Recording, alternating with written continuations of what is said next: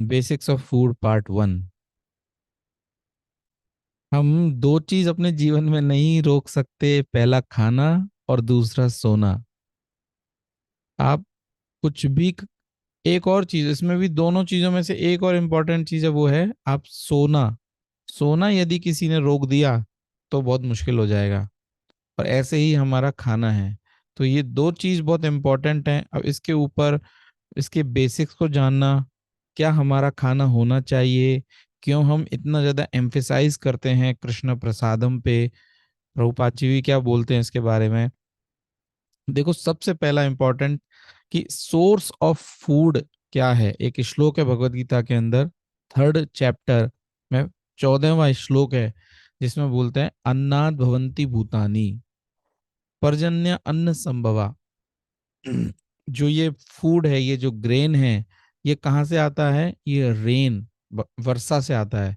लेकिन जो ये वर्षा है, ये कहाँ से है? यज्ञात भवन्ति पर्जन्यो। जब यज्ञ किया जाता है, जैसे सतयुग में जो यज्ञ किया गया ध्यान से, त्रेता में जो यज्ञ किया जाता है, यज्ञ का मतलब भगवान को खुश करना। यज्ञ का मतलब केवल स्वाहा स्वाहा स्वाहा नहीं है। यज्ञ का मतलब है जो भगवान को खुश करे। सतयुग में भगवान को खुश करने का तरीका है ध्यान, त्रेता में है बड़े बड़े हवन करना, द्वापर में है मूर्ति पूजा करना, और कलयुग के अंदर वही चीज है भगवान के नाम का जप करना। तो जब यज्ञ करते हैं तो वर्षा होती है। और जो वो यज्ञ है, वो यदि हम शास्त्रों के अंदर जाएं, तो शास्त्रों के अंदर जो लिखा गया है, जो एक्शन है, उसी को यदि हम करें तो वो उससे भगवान खुश होते हैं। और भगवान जब खुश होते हैं, उसी को यज्ञ बोला गया। इसका मतलब यदि आपको कोई ड्यूटी दी गई है, यदि आपको आपके गुरु ने, स्पिरिचुअल मास्टर ने, या अपने अपने इस शरीर के गुण के अनुसार आपने यदि कोई काम कर रहे हैं, प्रिस्क्राइब्ड ड्यूटी इसको बोलते हैं। यदि कोई व्यक्ति अपनी प्रिस्क्राइब्ड ड्यूटीज को नहीं छोड़ रहा है, ब्राह्मण क्षत्रिय वैश्य शूद्र के अंदर वो जिस कैटेगरी में है, वो उसको नहीं छोड़ रहा है, तो वो समाज, उसके उस पर्टिकुलर फैमिली में, उस समाज में, उस देश में कभी भी फूड खाने की कमी नहीं होगी। क्योंकि यदि हर कोई व्यक्ति अपने कोटे का काम कर रहा है, तो वो भगवान को खुश करेगा। भगवान को खुश करेगा तो वो आपको सेक्रीफाइस के कारण आपको वर्षा होगी, और वर्षा होगी तो आपको ग्रेन मिलेगा। ऐसा कभी नहीं हो सकता कि आप बिना बारिश के आप ग्रेन मिल जाए। आप फैक्ट्री में कभी चावल और दाल और ये अनाज नहीं उगा सकते। आपको इसके लिए खेती पर ही आवश्यकता है, और खेती पर बारिश पे निर्भर है। बारिश भगवान की खुशी, भगवान के सेक्रीफाइस पे निर्भर है। और भगवान का सेक्रीफाइस शास्त्रों के अंदर लिखा गया है। तो 3.14, 14वां श्लोक, 15वां श्लोक और 16वां श्लोक, ये तीनों एक इम्पॉर्टेंट श्लोक हैं, जिसमें ये बताया गया है कि कैसे ये एक चक्र है। तो हमें हमारी प्रिस्क्राइब्ड ड्यूटीज, या तो देखो प्रिस्क्राइब्ड ड्यूटी दो तरह से होती है। या तो आपको आपके गुरु के अनुसार, आपके स्पिरिचुअल मास्टर के अनुसार दिया जाता है। जैसे हम मिशनरीज हैं, तो हमें कुछ असाइंड वर्क कर दिया गया, कि जैसे एक डिवोटी है, वो आज कुछ काम कर रहे थे, कल को उनके गुरु ने बोला कि आप ये काम नहीं, वो काम कर लीजिए। इसका मतलब वो उनके लिए एक प्रेस्क्राइब्ड ड्यूटीज हो गई। दूसरी तरह से ड्यूटीज कैसे होती हैं कि हमको कुछ इंटेलिजेंस, स्किल और टैलेंट्स दिया गए हैं, और उसके अनुसार हमको कुछ काम दिया जाता है। जैसे गुरुकुल के अंदर दिया जाता था कि उसको, यदि वो ब्राह्मण कैटेगरी है, तो उसको ब्राह्मण, ब्राह्मण का मतलब अगेन इंटेलिजेंस है, जो जो बैठ के सोच सकता है, जो लोगों को गाइड कर सकता है, जिसके अंदर ग्रीड नहीं है, उसको बोला कि तुम ब्राह्मण वाला काम करो। क्षत्रिय, जो कंट्रोल कर सकता है, लड़ सकता है, अधिकारों के लिए एक दूसरे को समझा सकता है, लॉ एंड ऑर्डर को मेंटेन कर सकता है, तो वो उसकी ड्यूटीज हो गई। जो बनिया हैं, जो वणिक हैं, जो व्यवसाय कर सकते हैं, जो मेंटेन कर सकते हैं, उनको वैश्य की ड्यूटीज दी गई। और जो इन तीनों समुदायों को हेल्प कर सकते हैं, उनको शूद्र की ट्रेनिंग करके और उनको एक प्रिस्क्राइब ड्यूटी दी गई। तो ये सोर्स ऑफ फूड है। अच्छा, इसका सेकंड, कई बार हम कहते हैं कि जीव जीवस्य भोजनम, फूड साइकिल है। अब क्या है, हम ह्यूमन फॉर्म में हमें हमेशा ये ध्यान रखना चाहिए कि हमें कुछ ना कुछ तो खाना ही है। अब भगवान कहते हैं कि आप यदि अपने स्वाद के लिए किसी को, किसी भी प्राणी को मारते हो, वो चाहे पेड़ ही क्यों ना हो, उसका आपको कर्मा लगेगा। उसको एक्चुअली वो जो पेड़ है वो भी एक लिविंग एंटिटी है। पेड़ के अंदर भी वही जान है जितनी एक एनिमल जानवर के अंदर है, जितना एक मनुष्य के अंदर है। उसके अंदर भी वो आत्मा है। वो एक जगह पे खड़ा हुआ है, लेकिन वो भी फ्लरिश करता है, उसके भी बच्चे होते हैं, वो भी फ्रूट्स देते हैं, सब कुछ उनके साथ भी है। अब आप अपने स्वाद के लिए यदि इवन वनस्पति को भी, सब्जियों को भी, फ्रूट्स को भी तोड़ते हो, प्लक करते हो और उनको खाते हो, तो वो भी आपके लिए आपको रिएक्शन देगा। तो एक श्लोक है बहुत ही इंपॉर्टेंट भगवत गीता का कि यज्ञ शिष्टा सनाशंतो मुच्यन्ते सर्व किल्बिषै। इसके अंदर बताते हैं 3.13 एक श्लोक है, 13वां श्लोक भगवत गीता 3rd चैप्टर में, जो बोलता है कि यदि कोई व्यक्ति अपने स्वाद के लिए, अपने इस जीव के लिए किसी भी वनस्पति को भी इवन खाता है, तो वो हर निवाले में, हर बाइट में वो क्या कर रहा है, वो पाप कर रहा है। वो उसको उसका रिएक्शन आएगा, क्योंकि वो जो पेड़ है वो भी एक लिविंग एंटिटी है। आपने अपने स्वाद के लिए उसको सेक्रीफाइस कर दिया, उसको तोड़ दिया, उसको मार दिया, उसको खत्म कर दिया। तो भगवान ने क्या बोला कि देखो, तुम जो भी, अच्छा जीव जीवस्य भोजनम, अब बिना कुछ से तो रह नहीं सकते, किसी ना किसी को तो आपको खाना पड़ेगा, मारना पड़ेगा। तो भगवान ने फिर एक तरीका बताया। उन्होंने बोला कि जो भी चीज आप बना रहे हो, सबसे पहले उसे आप मुझे ऑफर कर दो। कृष्णा को यदि हम ऑफर करते हैं, ऑफरिंग का एक पर्टिकुलर प्रोसेस होता है, उस प्रोसेस को यदि हम फॉलो करते हैं, तो भगवान बोलते हैं उसके अंदर जो रिएक्शन वाला पार्ट है उसको मैं देख लेता हूँ। जैसे यदि कोई आर्मी मैन यदि युद्ध के अंदर किसी व्यक्ति को मार दे, तो उसके ऊपर रिएक्शन नहीं लगता। यदि वो अपने स्वाद के लिए, अपने मन के लिए, अपने प्रोटेक्शन के लिए, अपने स्वार्थ के लिए यदि किसी को मारेगा, तो उसको उसका पनिशमेंट मिल जाएगा। ऐसे ही हम अपने स्वाद के लिए, अपने मन मजे के लिए यदि कुछ भी खाते हैं, तो उसका हमें रिएक्शन आता है। और इसी कारण से हमारी लाइफ में बहुत ज्यादा प्रॉब्लम्स होती हैं, इश्यूज आते हैं, एंजाइटी, टेंशन। इसका बहुत बड़ा पार्ट ये है कि हम हर निवाले में, हर बाइट में हम क्या कर रहे हैं, सिन खा रहे हैं। तो हमें ये धीरे धीरे हमारे अंदर आना चाहिए कि हम केवल और केवल कृष्णटेरियन, ना तो वेजिटेरियन है और ना ही नॉन वेजिटेरियन है, हम तो कृष्णटेरियन है। जो भी चीज भगवान को ऑफर हो गई, वही चीज हमारे मुंह में जानी चाहिए। धीरे धीरे हमें उस लेवल पे आना है। यदि आप घर से ज्यादा बाहर रहते हैं, तो आपके अंदर ऐसा होना चाहिए कि आप खुद ही कुकिंग करें, खुद ही आसपास इस तरह का माहौल बनाएं, इस तरह से किसी को आप एम्प्लॉय करें कि वो आपके लिए भगवान का ऑफर फूड ही आपको दे। ये एक सब इतना ज्यादा इम्पोर्टेंट है कि आप बहुत सारी एक्टिविटीज कर रहे हैं लेकिन खाने पे ध्यान नहीं दे रहे हैं, तो आपको उसके बहुत सारे रिएक्शंस आते हैं।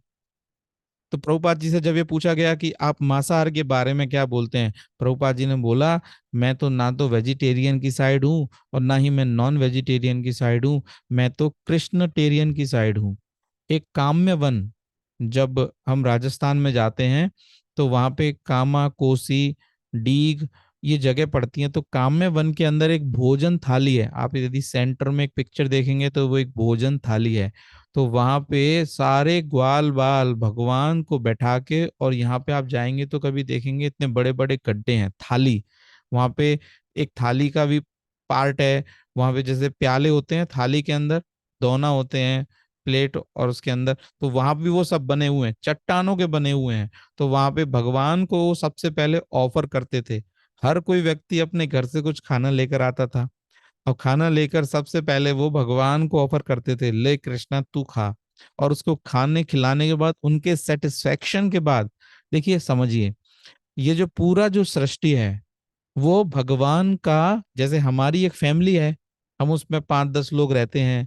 तो उसका जो मुखिया है, उसने जब भी फैमिली क्रिएट की, उसका जो मुख्य उद्देश्य है वो है मेरे प्लेजर में, मेरे मस्ती में एडवांसमेंट होना, अनहांसमेंट होना।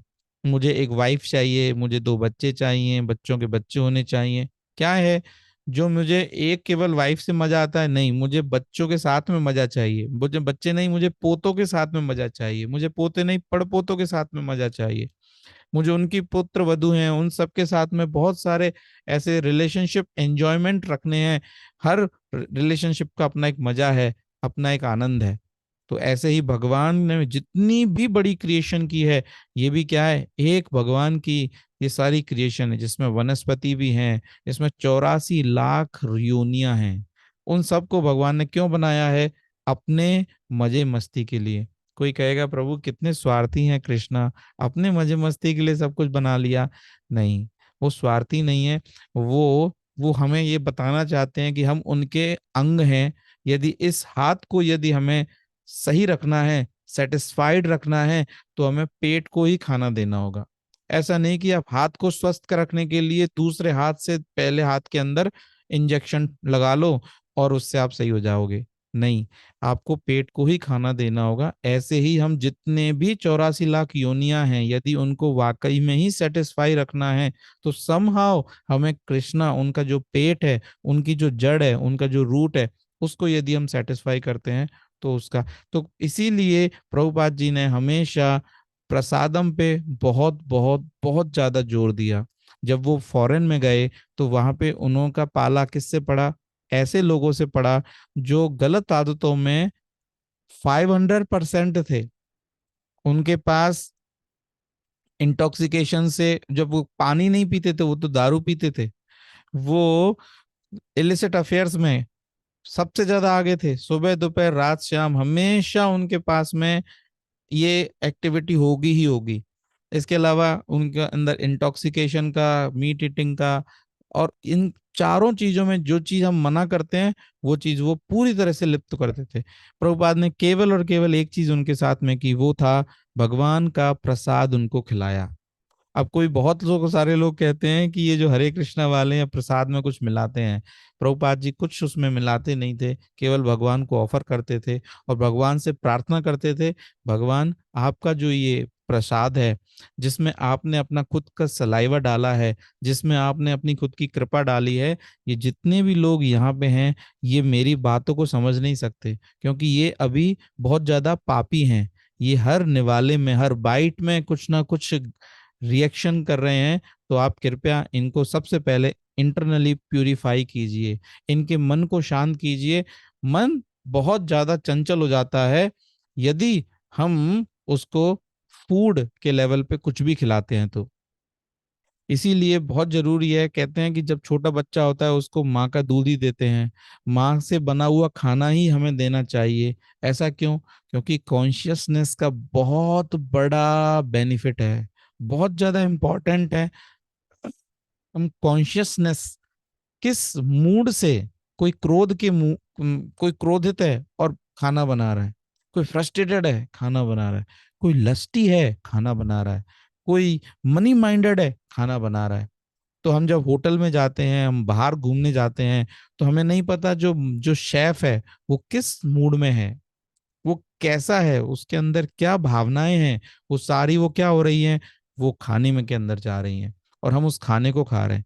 हम सोचते हैं केवल टेस्ट, टेस्ट और टेस्ट, टेस्ट बहुत अच्छा है, लेकिन जो वो मूड है, वो जो माँ का मूड होता है, और जो एक डिवोटी जब खाना बनाते हैं उनका मूड होता है, वो एक अलग ही होता है। इसीलिए हमें अपने इस जीभ को कंट्रोल करना बहुत आवश्यक है। जीभ के 2 काम होते हैं, एक तो खाना खाना और एक बोलना। और जब खाना खाते हैं तो वो जैसे ही हमने ये कंट्रोल किया, आप देखें उसके फायदे ही फायदे हैं, इतना ज्यादा फायदा है यदि आपने इस जीभ को कंट्रोल कर लिया। सबसे बड़ा फायदा, आपका मनी सेव हो गया। यदि आप रेस्टोरेंट में गए तो वहां आपका 5,000, 10,000, 15,000 का बिल पड़ता ही पड़ता है, यदि आपने 10-12 लोगों को लेकर चले गए तो।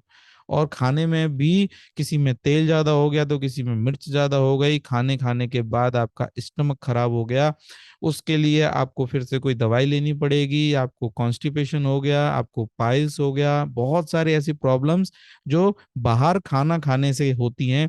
केवल स्वाद के कारण हम जाते हैं, लेकिन उससे हमें हर चीज का लॉस है, कॉन्शियसनेस का भी लॉस है, वो भी हम सेव करते हैं। जब हम भगवान का प्रसाद खाते हैं तो हमें उनसे लगन लगती है, हमें उनको समझने की इंटेलिजेंस बढ़ती है, हमें उनसे प्रेम बढ़ता है, क्योंकि हमारे अंदर के जो पाप कर्म है वो खत्म हो गए। अब पाप खत्म हो जाते हैं तो ही हम भगवान की तरफ उन्मुख हो सकते हैं।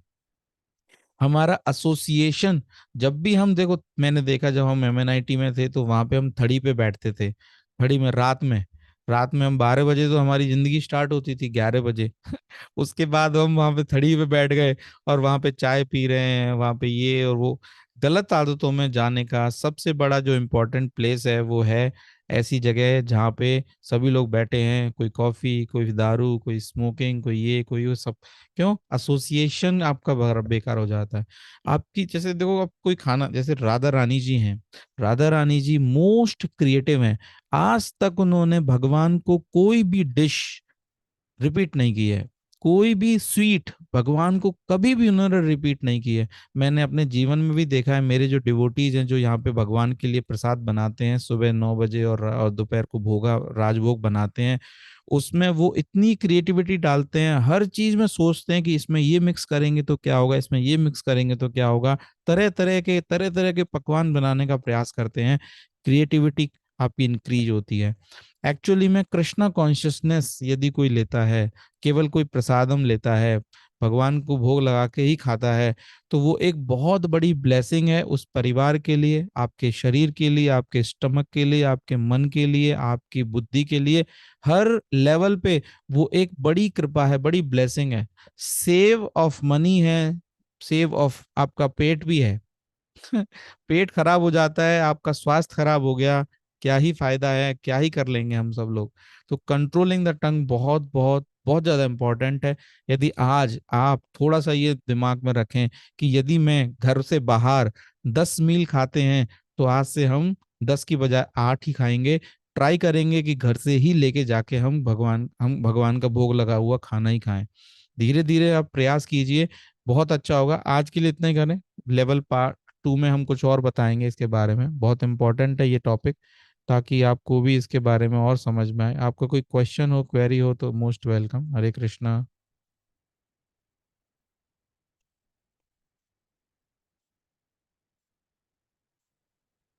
वैसे तो बहुत ज्यादा कोई कॉम्प्लेक्स नहीं है। हाँ जी, बोलिए। हरे कृष्ण। गुरु जी, जैसे आपने बताया कि जैसे हम प्लांट्स को भी मार के खाते हैं तो हमें भगवान को अर्पण करें तो उसका दोष खत्म हो जाता है। Now regarding the non veg, मतलब वैसे तो हम लोग नहीं खाते, कभी भी नहीं खाया है। जस्ट क्यूरियोसिटी के लिए कि जो लोग खाते हैं वो तो उसको भी मार के खा रहे हैं, तो अगर वो इस तरीके से सोचे कि उसको भी भगवान को अर्पण करे और उसका भी जो नेगेटिव चीजें हैं वो खत्म हो जाएं, और वो इस तरीके से उस हाँ, तो भगवान ने एक श्लोक में डाल दिया, पत्रम पुष्पम फलम तोयम। भगवान ने बोल दिया कि मैं ये खाता ही नहीं। मैं मुझे ओके। आप इसको डालोगे तो मैं खाऊंगा ही नहीं भाई, मेरी चॉइस है। मेरे सामने आप यदि ये पर्टिकुलर डिश लाओगे तो मैं खाऊंगा ही नहीं। अब जब भगवान ने भी नहीं खाया तो फिर हम भी नहीं खाएंगे, क्योंकि हम तो वही खाएंगे जो भगवान ने खा लिया। इसीलिए हम नॉन वेजिटेरियन और वेजिटेरियन के पीछे नहीं है, हम तो उसके पीछे हैं जो भगवान खाएंगे वो हम खा लेंगे। यदि भगवान मीट जी। खा सकते हैं तो हम भी मीट खा सकते हैं, वो सैंक्टिफाइड कर देंगे, हमें उसका कोई रिएक्शन नहीं लगेगा। बट भगवान खाते ही नहीं, तो इसीलिए हम मीट ईटिंग नहीं करते। उसके अलावा जो और अदर रीजंस हैं मांस नहीं खाने के, वो तो है ही है। यूट्यूब भरा पड़ा है उन रीजंस के लिए कि क्यों नहीं खाना चाहिए मनुष्य जीवन में मीट।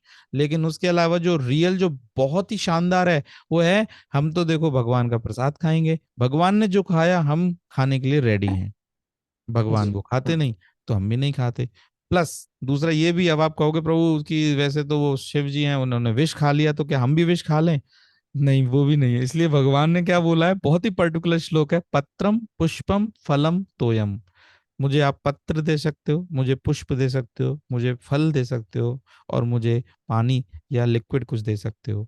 पानी दे सकते हो, वो मैं एक्सेप्ट करता हूँ, इस तरह से। जी।